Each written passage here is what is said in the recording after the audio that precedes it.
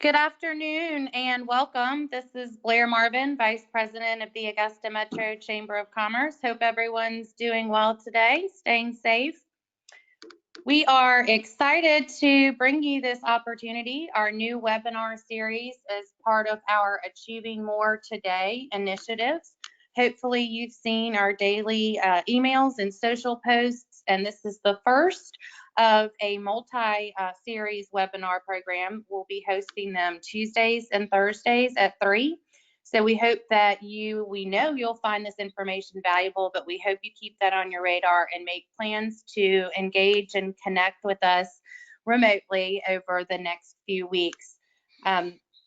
We're pleased today to be provided with a great group of industry experts. As we go through this series, if you have questions that you would like to ask, if you would please use the questions tab of this application rather than the chat box. Our Director of Events, Sarah Best, will be filtering those questions, and we'll have an opportunity at the end to have Wendy and Michael Perry answer. Following this webinar, we will be sending information on each of the presenters, contact information, as well as some information from their internal organizations, a one-pager, links, resources, other information that supports their presentation today. So again, I hope you are following us and keeping up with the communications we're trying to disseminate to be a resource, provide information, keep you all encouraged and engaged through our social newsletters and this webinar series. At this time, I would like to introduce, if you guys want to give a little wave, our panel. We've got Dan Setkowski from MAU Workforce Solutions. Hey, Dan. We've Hello, also got Matt Forshee with Georgia Power. Hey, Matt. We also have our guest, Horatio Monseat from Cybersecurity Solutions. Thanks, Horatio. Hey, everyone. And then most of you probably know Wendy and Michael Perry of Catalyst Executive Leadership. Wendy and Michael, thanks for moderating today. So at this time, I'm going to turn it over to Wendy and Michael to begin our presentation, and thanks everyone so much. Thank you so much, Blair, and thank you, Sarah, and everyone else behind the scenes. It's a good time actually to be doing something like this. I know a lot of people are struggling right now, but there's also a lot of opportunities. So it's great to be here. So thank you all for that. I'm Michael Perry. I'm the Chief Operating Officer and Performance and Behavior Expert for Catalyst. I'm joined by our CEO, Wendy, down there in the corner in the Brady Bunch box. And so we're going to have each actually of our participants today just give us a little bit about what they do. So for Dan, Matt, and Horatio, we want to know a little bit about what it is you do so folks will kind of understand what your roles are. And then we'll get into a few questions if that's okay. And so I think we'll start with Dan. Sure. Well, good afternoon, everybody. And like Michael said, thank you for joining us today. This has been exciting. I'm looking forward to today's call and the webinar. So real quick about me, my name's Dan Setkowski. I am a business development manager for MAU Workforce Solutions. I've been with them for just over 3 years, but been in the Augusta area for a little over 10. And quite simply, I tell people what I do is MAU is a staffing and recruiting firm here in Augusta, Georgia, but we're all over the Southeast and throughout the nation in different parts. But what I do is, quite simply, I don't do any staffing and recruiting myself. I go find us the business to staff and recruit for and meet with folks and qualify opportunities and see what's out there for us. So happy to be a part of the panel today and excited to share some best practices that we've been doing and some things that we've been doing at MAU, but some things that we've also talked with other clients and just other things we've picked up on over the last couple of weeks from other things we've done as well. So awesome. Yeah, thank you, Dan. Thank you, Dan. Yeah. Matt, please tell us a little bit about what you do for Georgia Power. Sure. So I'm Matt Forsey with Georgia Power. I serve as one of 10 community and economic development managers that we have across the state. My day-to-day role is to work with existing industries and new companies who are looking at coming to our region. I serve the Augusta region.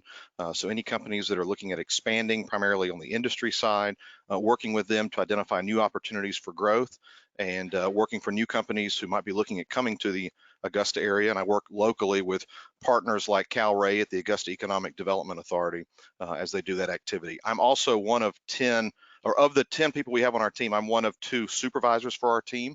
And so I've got about 5 direct reports under me who are spread across the state. And so part of my management activity is involved in working with them in areas from Metro Atlanta to South Georgia and other parts across the state in managing what they do on a day-to-day basis as well. Excellent. Thank you. Thank you, Matt. And last but certainly not least, Horatio, please. Yeah, good afternoon, everybody. So my name is Horatio Masonette, President and CEO of Cybersecurity Solutions. We're a company and a firm that is out of Tampa, Florida. That's where we're headquarters, but we moved to the Georgia Cyber Center, and we'll be moving some of our operations there in the Augusta area. So we're really excited to be part of this community and hope to bring a lot of the solutions. So we're not an IT company that happens to do security. We're a dedicated cybersecurity firm with solutions for small organizations and even individuals. We have done cybersecurity for lawyers that work out of the laptop of Starbucks. So we're here for you guys, and that's kind of what we want to be part of. So we'll hope to start doing more of these webinars and more of these engagements. We'll be also hosting some engagements in the Cyber Center, so make sure that everybody is aware and we can come back down there. And if you haven't seen it, I mean, it's an amazing place, a lot of innovation happening with the university. So again, we're excited to be in this community again and share some knowledge on what we are going through this hard time. Yes, thank you, Horatio. And before we get started, Wendy, did you want to say anything before we jump in? No, just that at Catalyst, we specialize in partnering with leaders who are serious about building a culture that people want to be a part of. And so we're really thankful to be here with you guys, because it sounds like you're right at the forefront of doing that. Basically, I think we can agree that it is about relationships, right? And every culture is dependent on the values that your community and your organization hold and the relationships that are developed within it. And so we're just excited to be a part of it. And, I think that's why this topic today is so important. How do you do all that, create the culture that you want, and maintain those relationships and stay connected remotely? How do you do that in a virtual world? So I'm glad we can talk about it. Let's get to it. Yeah, absolutely. Because I think what people are going to discover is that culture is not about a physical location at all. It really is about this thing, right? This thing that's bigger than all of us that we're trying to be a part of. And so that's why today is important. And people are doing this for the first time, a lot of folks, even though we've been talking about it for a minute. So Dan, I'll start with you. Just broadly, what advice would you give to business owners, owners and managers rather, in terms of leading remotely?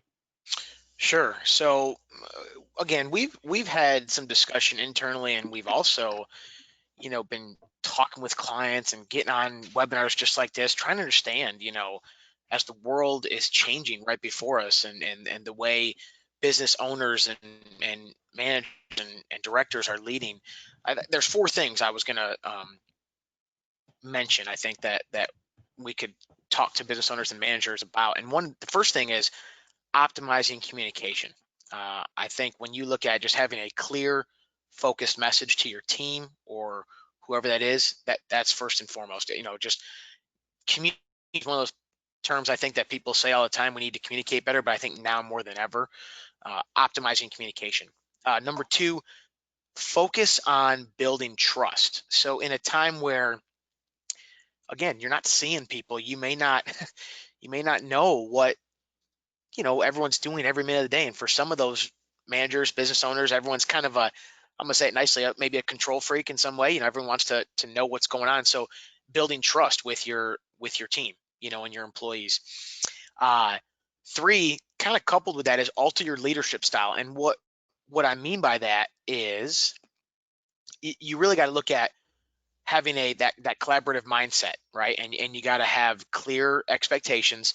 But again, just remember that, things may not they weren't what they were 2 weeks ago or yesterday for that matter, as this is changing. So, just be able to alter your leadership style. And then the final thing was just keep in mind their well-being. When we say their, your employees or whoever your direct reports are, or your team, and whether that's that work-life balance, just keep in mind that this is a hard time for everybody. And so just make sure that you have the best interest of your team and your employees at heart.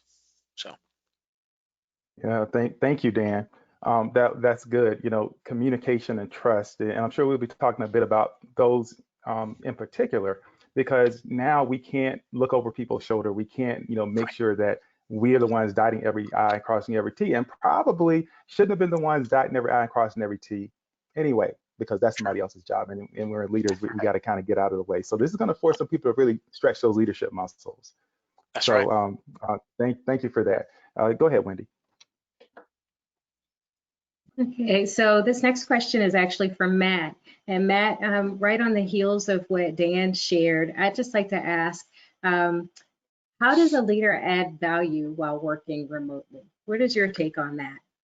Yeah, so, for me, in previous roles, I had the opportunity to have employees who were right there with me, like most of us always have. But in this role I'm in now, having folks who are spread across the state, that remote leader aspect really comes into play. And I think our team has felt somewhat easier to adapt to our current situation than maybe a lot of office-bound groups have had.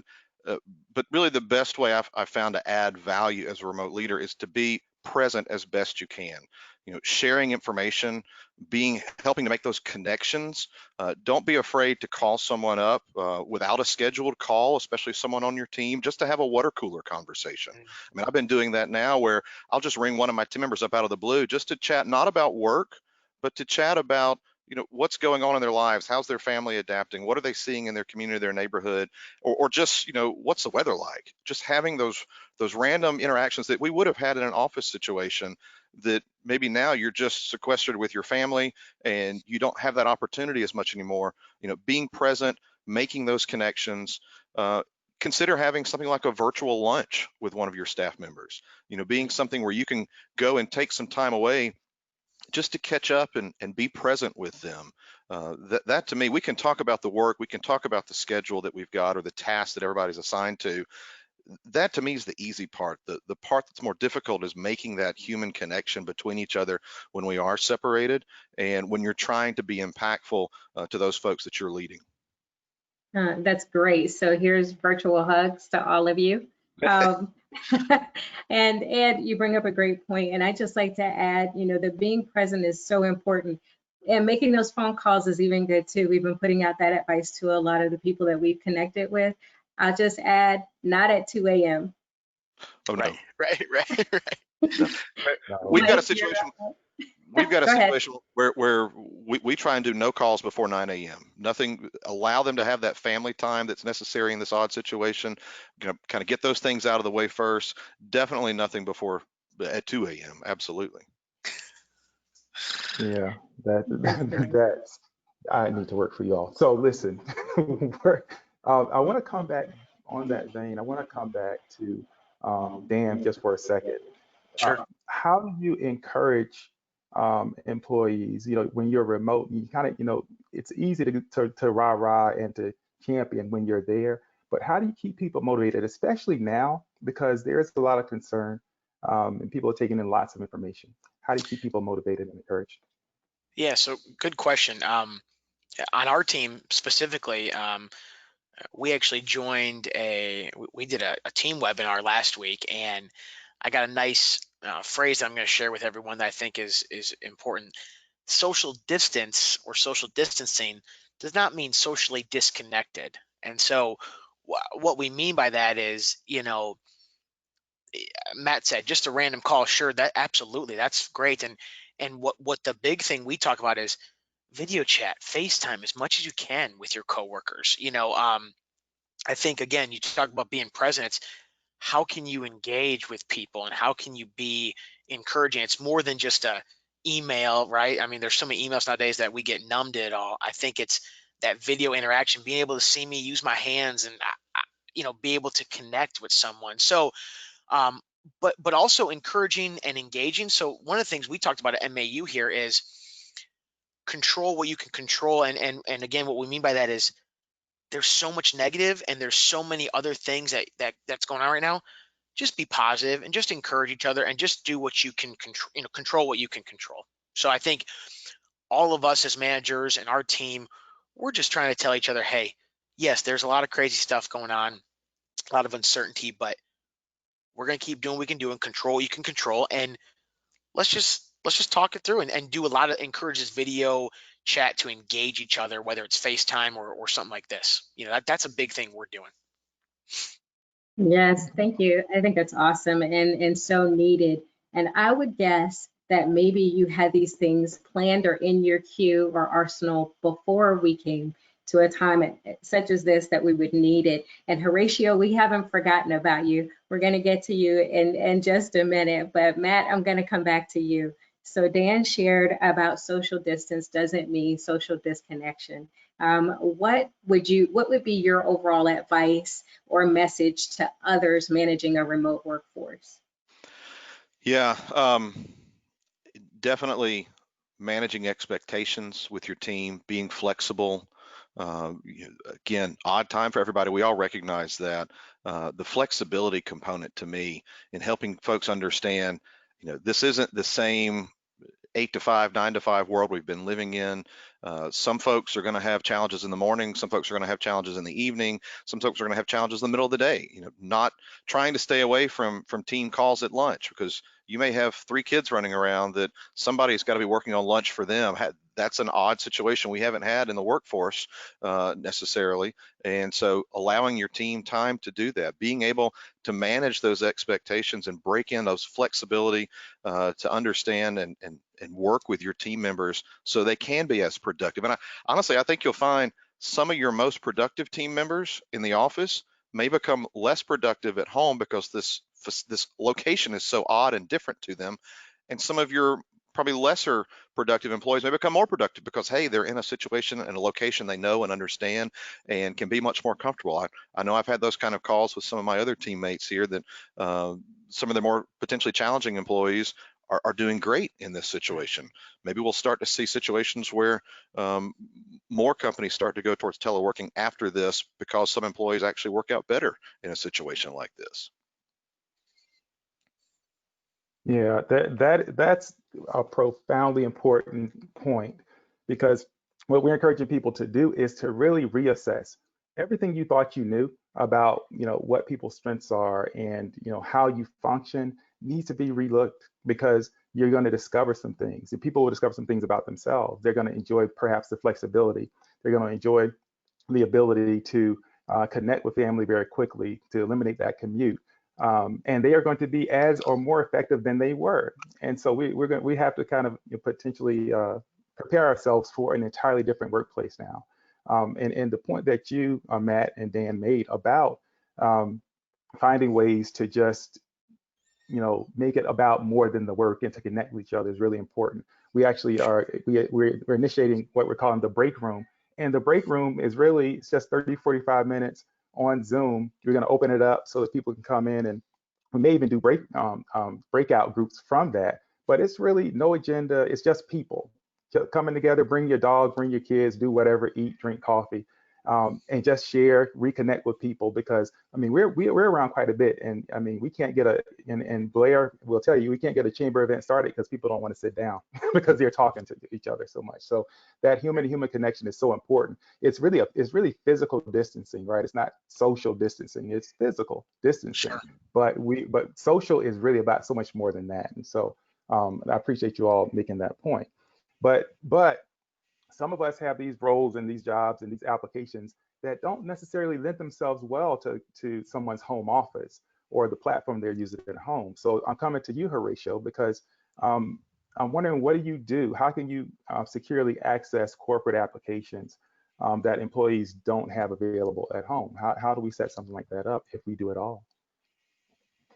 No, yeah, so, and I think that it's very important. The fact that the way that the webinar has been going with being able to say like, look, it's about culture, it's about the people, it's about the times that we're at today, and how that's changing the paradigm of the worker and how they're performing the work. Now, when we look at it from the business perspective too, we want to make sure that the communications that we were handling and the information that we were handling and that we're responsible for also stays private and secure.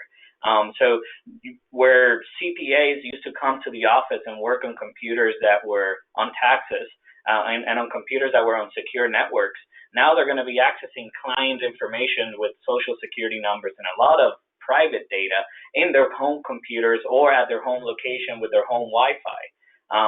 Wi-Fi that sometimes are open, as you know, Wi-Fi that are in environment. So it's being able to determine what kind of information are you going to be accessing, and know that be very careful with what you do.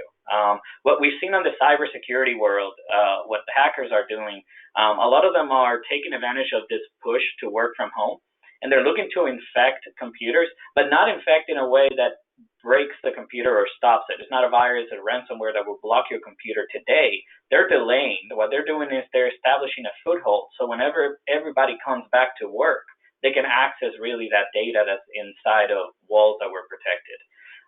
So make sure that when you're receiving emails, even if they have to do with COVID-19 or community programs or assistance loans, that you look really good on who is the sender, where is the website sending you to.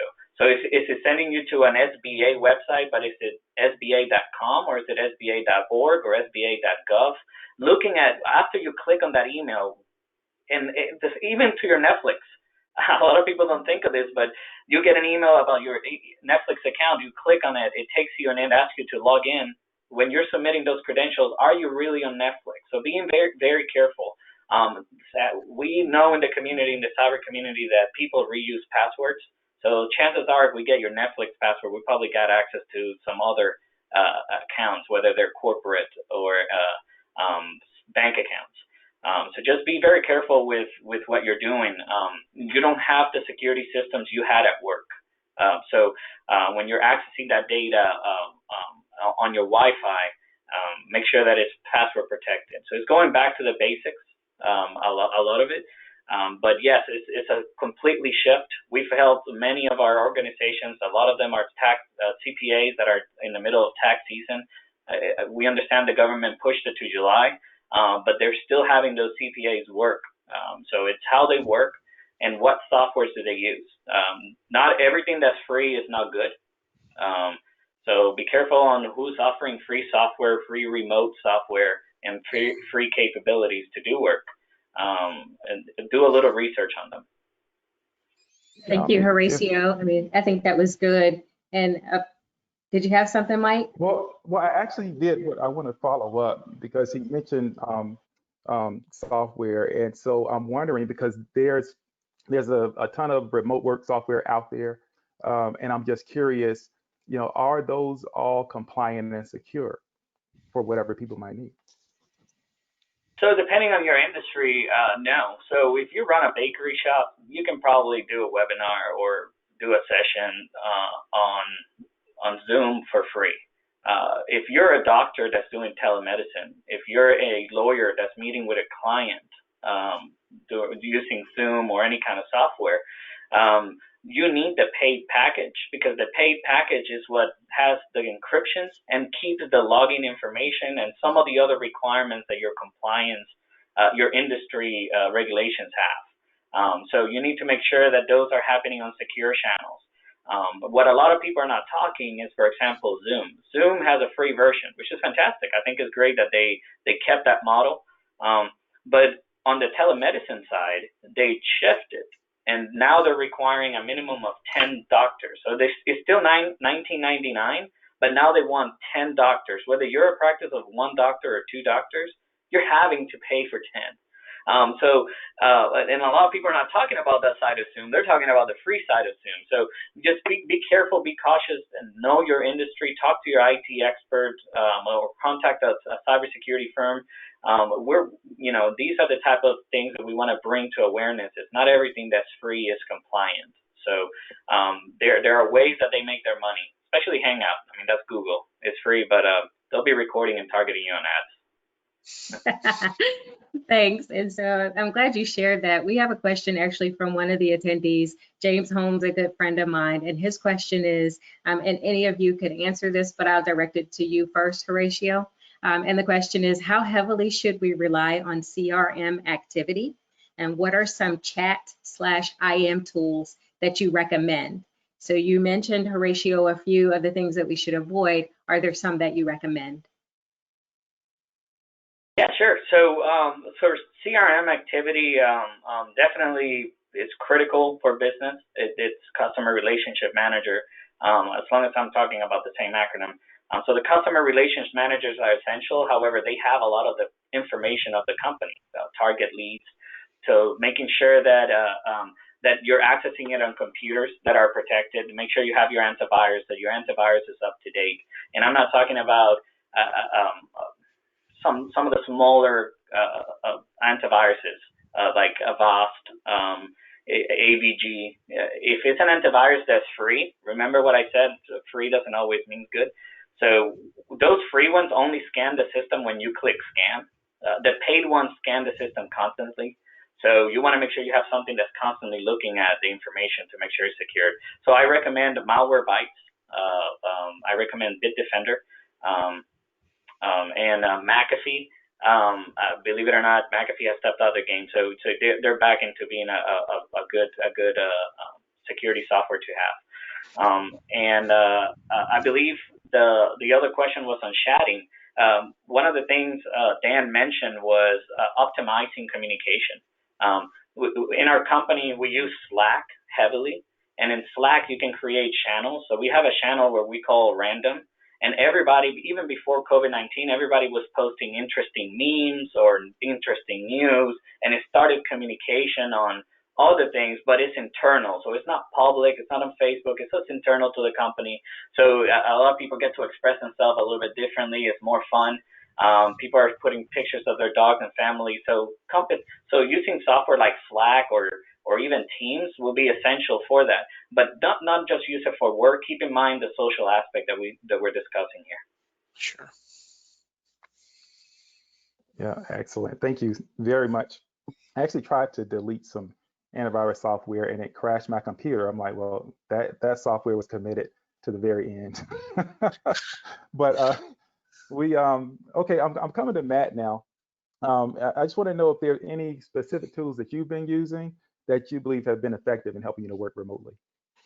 Yeah, so I mean, definitely looking at the basic stuff, having a good computer system, good internet, comfortable sitting position, the headsets. If you're doing a lot of these video conferences, I know that some of y'all have the earbuds in, but I found the microphone quality on one of these is a whole lot crisper than just talking to your computer. Folks can hear you very easily. If you're going to be doing a lot of video calls, these are pretty cheap, but pretty good quality for what you get. Horatio mentioned some of the different types of software that are out there. We're using, Georgia Power has built in Microsoft Skype for team meetings and calls, but even then, I think with everybody now considered working from home has expanded our demand here. We've actually gone into some of these other programs like Zoom and are trying to test these out for some team meetings that maybe don't have the same level of security that some other types of meetings would have. One thing that may not be as much of a tool, but is more of a habit, is setting alarms.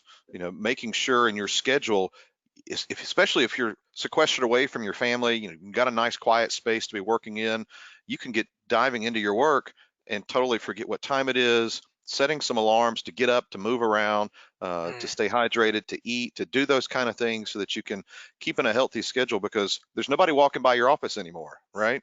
Or by your cube. You've got to be able to make some time to do that, and really being able to continue those opportunities for chats as well. What Horatio just hit on, Microsoft Teams or Slack or these other programs, just to be able to have a quick interaction with somebody that doesn't require a phone call. Not everything requires a phone call or a video chat. Some of it can just be very quick, very easy, ask a question, be done, and get out of the way. Yeah. Thank you, Matt. Go ahead, Dan.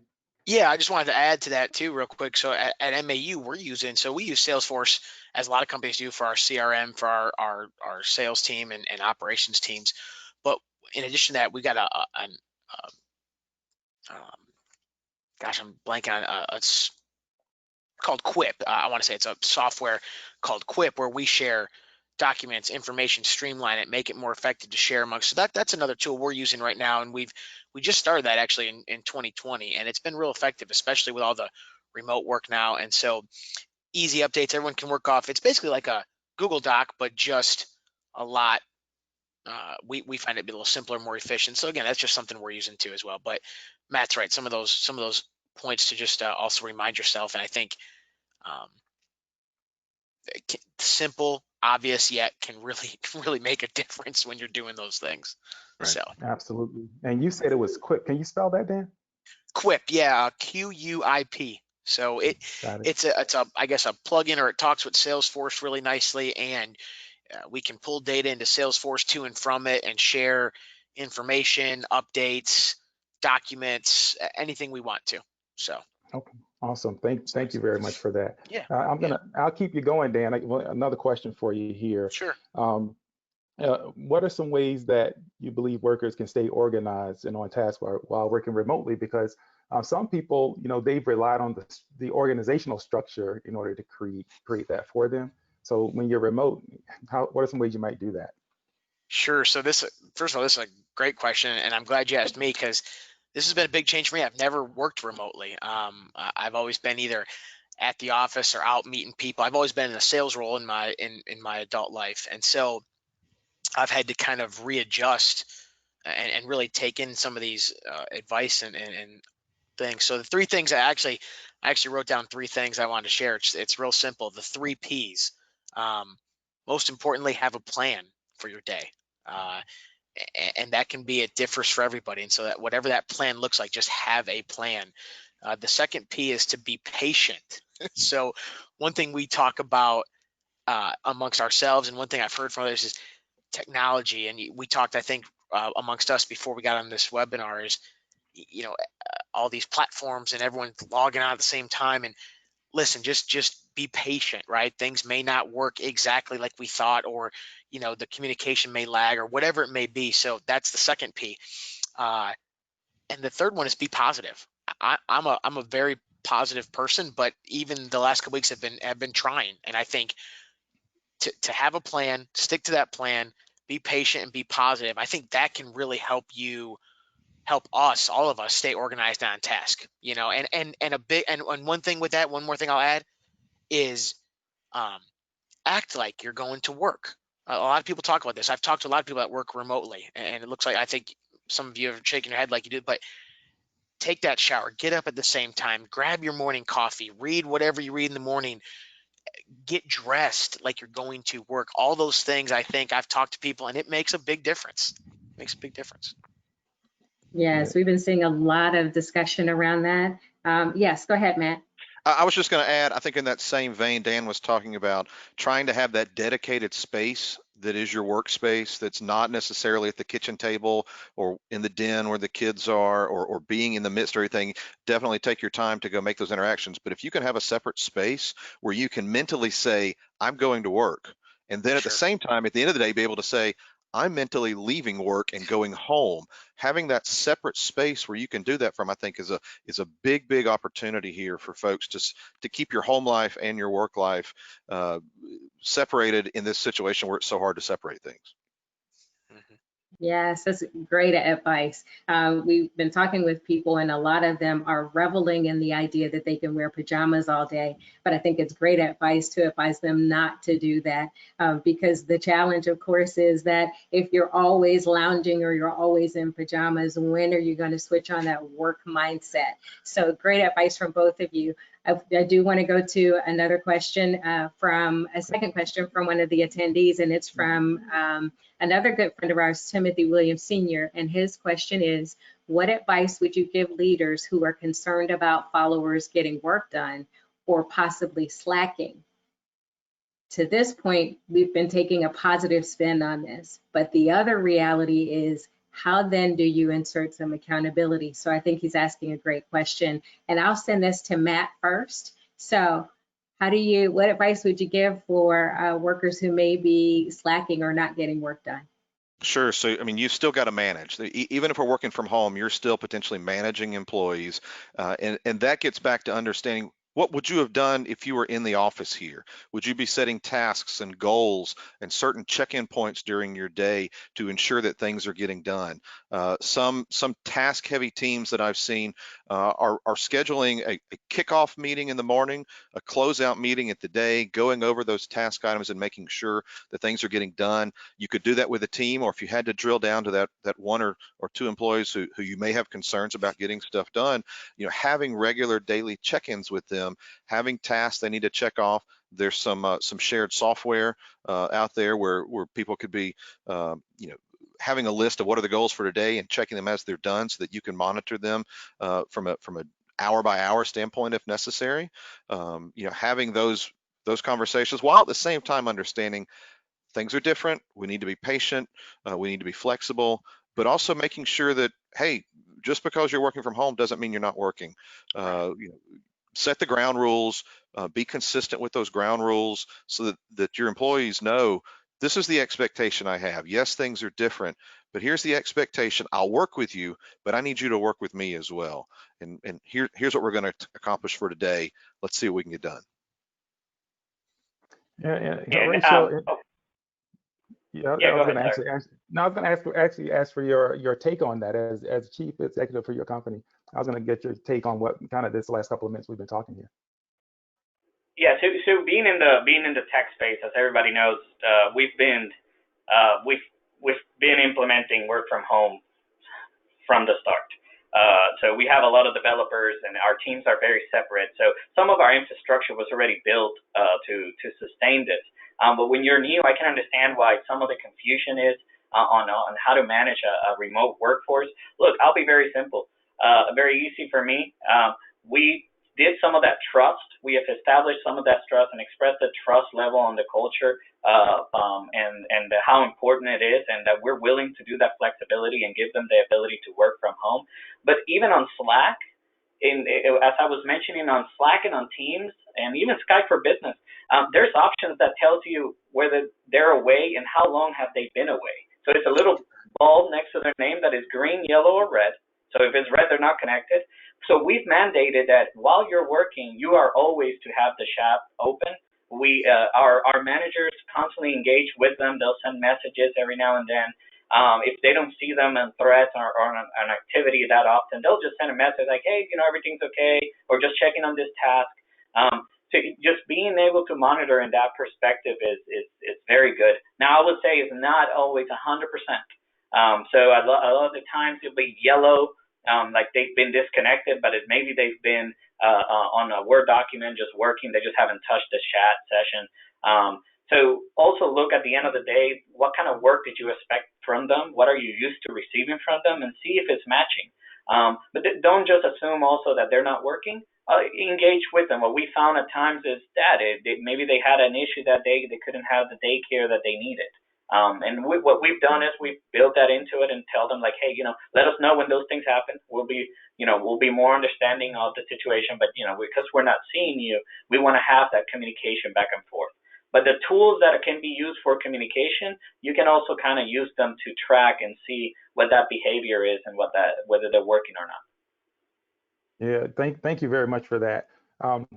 We've been talking to people a lot about even, what do you track? How do you set up metrics? And we're encouraging people to set those up right now, even though, unlike your organization, many people haven't had an opportunity to transition into that in a way that's clean. And so it'll be a bit clunky, and, and there may be somebody that runs past the camera and things like that.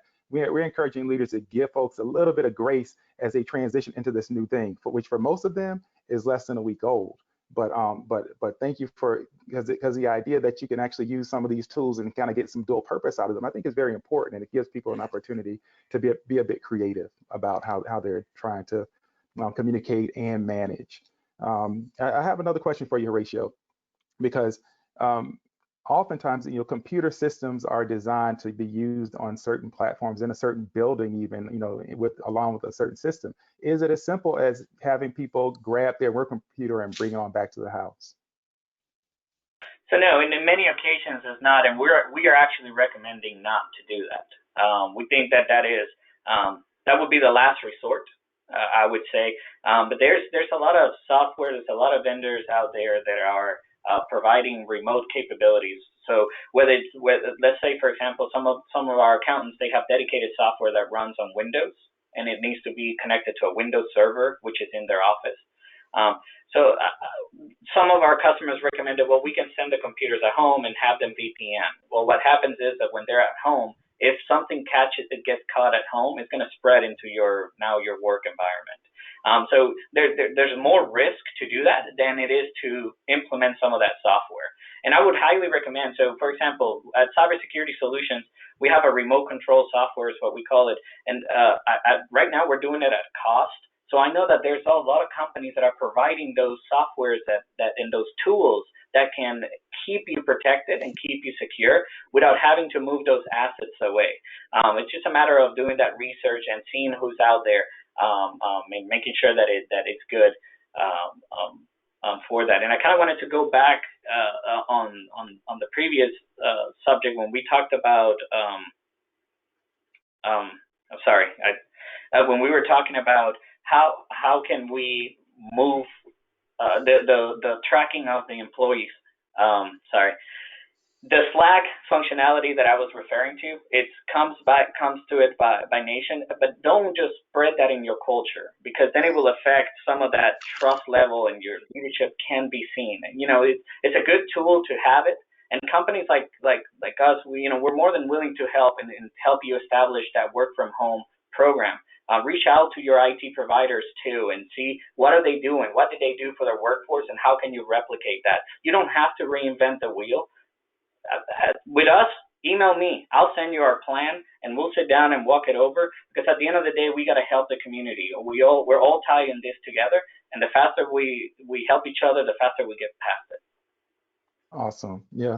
Thank you, Horatio. I'm going to stick with you just for a second. We have a question from Angela Chang, good friend of ours over at Allison South, and she wants to know if there are any password keeper apps that are recommended. I want to know the answer to this one myself. Yeah, sure.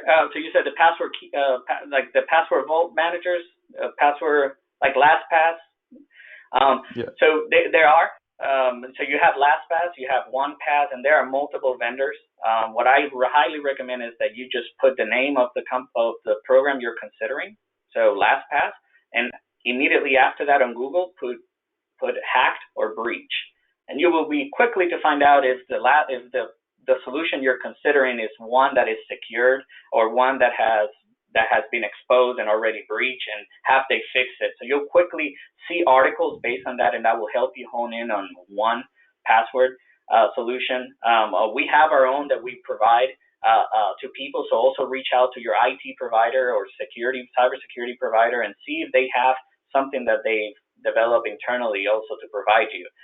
But there are multiple out there. What I recommend is taking the name and just put hacked or breach after, and it will quickly tell you if the solution you're considering is one that you want to do business with. Thank you.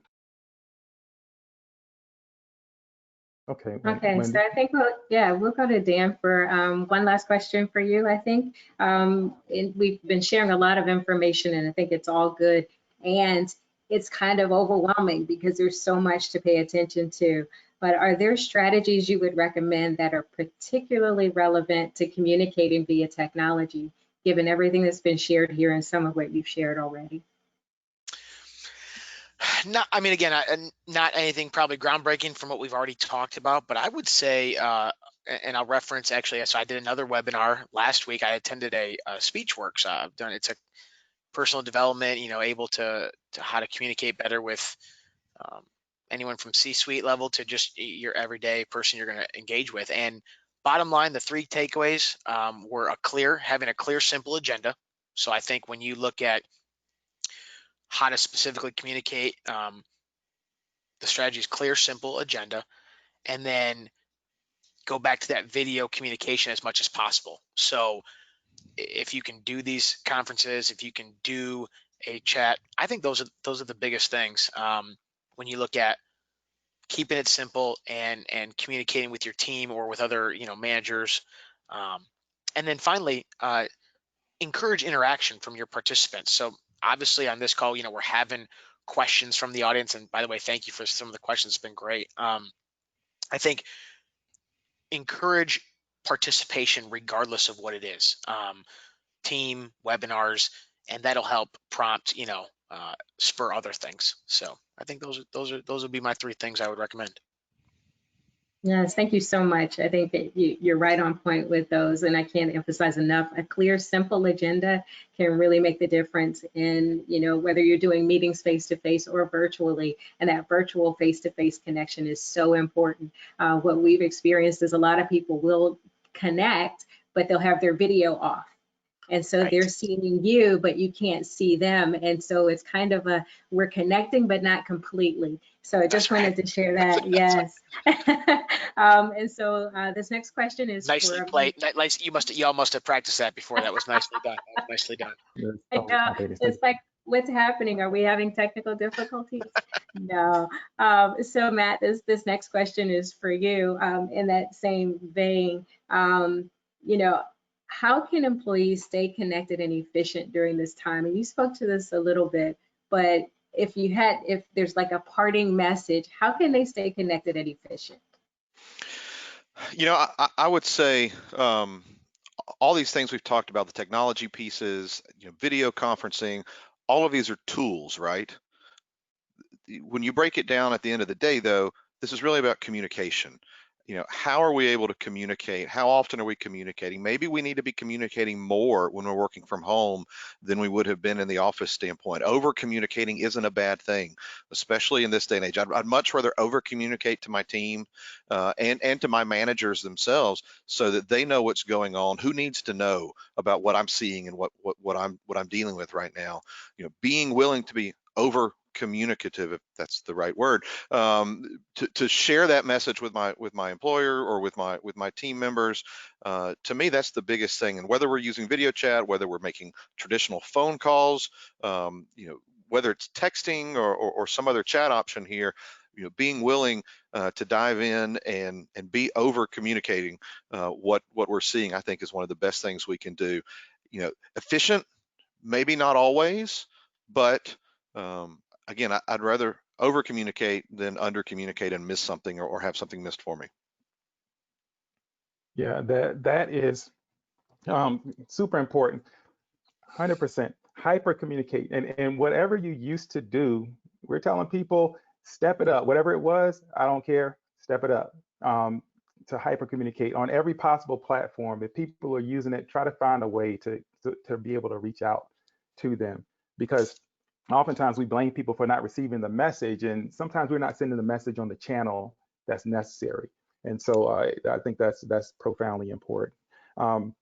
And so, given the time, I want to give you all an opportunity to kind of give us some parting thoughts. And so, Matt, since you just spoke, I just kind of come back to you. Is there anything else overall you'd like to share that's going to help people to manage this remote workforce that they have now, and then they may have now going into the future? Yeah, because who knows how long we're in this situation, right? So to me, your biggest takeaways are to be flexible and be understanding. If you've got great team members that you're working with, you want to keep great team members. You've got to be, as a manager, flexible and understanding, be willing to work, be that over communicating style, and help them along in the process, because that's part of the role as a manager here. You're helping them adapt to this new situation. Do all that you can from the manager standpoint to work with your team and to help them adjust. Make adjustments for them if they're going to need if they've got some challenges where their space is. Identify, hey, maybe there's an opportunity for us. You don't have a comfortable chair at your house. Maybe as a manager here, we need to be using some funds here to make sure that my team has the right kind of workspace they need at home that they would normally have had in their office. If we're going to be at this for a couple of weeks, let's make that adjustment. So that'd be my takeaway. Be flexible, be understanding, and work with your team. Thank you. All right, Wendy, I think Wendy has a question for us. Yes, so I think this question has already been answered, but I wanted to make sure I put it out there because, of course, it's from one of our good friends, Becky Dearden, from SME CPAs. And so what she said is, do you have any suggestions for setting parameters? And I think we answered that, but also, what are some good general expectations for working remotely? If you could just emphasize that again, and that's to either Matt, Dan, or Horatio. It's a free-for-all. But only one. So I think that one of the good things to start the day off, and I think Matt pointed it out. Don't expect it to be a really early 7, 6 o'clock, 8 o'clock in the morning. Maybe have an all hands with your team if you're a manager at 9 o'clock, just to say hi, a quick 15 minutes, make sure everybody is online, see how they're doing. Do they need anything? As Matt was saying, a chair, or even at home, do they need they need toilet paper. So make sure that your team is taken care of and everybody is protected, and you still have that unity, that family, that culture that you try to instill in everybody when they join your business. And I think that's something different for us. And maybe Matt can even allude to it. Georgia Power being bigger, right? They're more of an enterprise than what it is. When we're talking about local businesses, they're more mom and pop. We're all a family. We're more together. The discussions go further. So making sure that communication doesn't break. So starting the day off with a good call, or maybe doing it at the end of the day and saying, hey, this is what I ran into today, and we're getting ready to shut down. Everybody, I know you're at home. I know the computer is there, but go home to your family. Spend time with them. Encourage them to do that. And I think that people will appreciate that. And that's some of the things that we do. We have a lunch to start of the day meeting, and then we have usually an end of the day meeting also, just to set off the day with people. So I think that's something that could be enforced. Yeah, you all are encouraging me today. There's hope for the workforce yet. Dan, I'll give you a minute, just if there's any last thing you want to leave with. Yeah, appreciate that. I think just with everyone was saying, I think the one word that sums up what everyone's been saying to is just support. And I think that's a variety of ways. So what Matt was saying, Horatio and all, it's just support. And whatever that looks like from a manager standpoint, business owner, or just an employee, other way around. I think it's support all the way around, whether that's work, personal, or just something else. So I think support is key. And then I think the other thing I wanted to mention was just, we've talked about at MAU is just, what does this term is very clear, but what does good look like? But I think good has changed for some people. And so again, it's not that we're not doing work. It's not that we're not getting, but it's just supporting, like Matt said, reassessing, setting expectations, managing expectations, just making sure we're there. Because again, I don't think anyone really knows what's going to hold the next week, month, a couple months. And so I think we just need to support each other and keep being understanding. So that's what we're doing at MAU. I mean, at 4:45, me and my team, we have a call every day. It's just an attitude and behavior check-in right now. We just implemented that yesterday. So we're just doing that for the foreseeable future. So again, this has been really good, but I think we've had some great discussions, some great takeaways here. So it's been really good. Good. Thanks, Dan. Thank you. Yeah, so Horatio, back to you. Timothy Williams had one more question for you, and are there any recommendations for online formats that small businesses can use to manage work interfaces with their employees that are user-friendly, easy to start up, and cost-effective? Yes, there are a few, and he was talking about. Can you please read the beginning portion of the question? I just want to make sure that I understood it right. Are there any? Yes. Are there any? Oh, give me just a second. It kind of went off my screen. So Sorry. I wanted to know if there were any, if there was anything that. Oh, okay. Are there any recommendations? Sorry about that, for online formats that small businesses can use to manage work interfaces with their employees? Yeah, so there's a variety of them, and I understand the ease of use is definitely very important. On this one, I'm going to be very honest with you. So we pretty much have developed our own tools internally, and that's kind of what we pass along customers. So we haven't seen or had the opportunity to integrate with what's out there in the market. What I would recommend definitely is reaching out to your IT provider, see if they have something internally built that they can highly recommend. I'm pretty sure that will be easily attached to what your solution you have. For us, we have an all-inclusive solution, so we usually have those tools already built into it, and there's a portal where everybody accesses all the tools. But many providers will have different solutions. So I will first need to see what your tools kind of look like. What is your environment looking like in order to recommend? You should be able to gather that information. Again, just make sure that when you're looking at tools, make sure they integrate with each other. So, for example, Slack has a store or a marketplace where they show all the other applications that they automatically connect to out of the box. So usually with those, you just click 2 buttons and they automatically connect, and it just works. So do the research, or have your IT provider do the research, or your IT consultant, or anybody that will do that. But it's really hard for me to sit here and say this is the one be all, because there's a lot of people use many softwares that maybe don't integrate with each other. Well, I'm going to recommend that they contact Horatio Masonet or one of his folks at Cybersecurity Solutions, and so you can work. We'll be more than happy to sit down and work. Yes. Yeah, and so Horatio, Correct. give about 30 to 60 seconds. When this crisis is over, how do we return to normal operations? Good, and I'm so glad that you asked that question. So a lot of people are thinking of COVID today and the way that we're having to adjust the workforce. But what happens when we normalize? When all those computers come back, when all those Word documents that were being worked at home, that were being uploaded to OneDrive or to your cloud solution storage provider, what happens when you now sitting at your desk in your business, in your company's network, you're going to open those Word documents that were uploaded from home that maybe had malicious software attached to it. So there has to be a repatriation, the same way that the government has looked at how do we get Americans that were outside of the United States to come back in from those countries that have the crisis, like China, for example, and how do we bring them back? Do we quarantine them? Do we scan them take their temperature?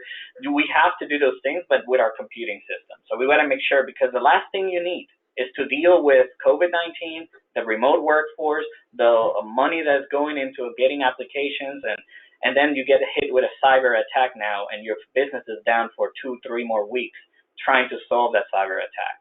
So having a very careful way to come back in. Contact a cybersecurity firm like us. Contact your IT provider as you're coming to come back. Tell them that you want that plan developed, before we have to come back, so that when it's time to come back to normal, you have a checklist that you can go down. Any provider should be able to give you this, demand that they do it, because the last thing you need is to suffer a cyber attack after having to deal with this.